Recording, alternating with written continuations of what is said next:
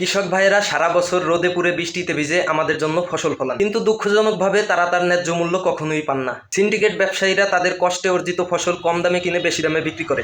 এটা কি তাহলে ন্যায়সঙ্গত? ইসলাম ও বিজ্ঞান কি বলে এই সম্পর্কে আজ আমরা এই বিষয়ে জানবো। পবিত্র কোরআনে আল্লাহ তাআলা বলেন, তোমরা ওজনে ও মাপে ন্যায় বিচার সম্পূর্ণ করো। ইসলামে সুস্পষ্টভাবে বলা হয়েছে ব্যবসায় ধোঁকাবাজি একেবারেই হারাম। আমাদের সমাজে কিছু অসাধু ব্যবসায়ী সিন্ডিকেট ব্যবসা করে কৃষকদের ঠকাচ্ছে, কৃষকের পণ্যের ন্যায্য দাম না দিয়ে কৃষকের অধিকার লঙ্ঘন করছে, যা ইসলামে সম্পূর্ণ নিষিদ্ধ।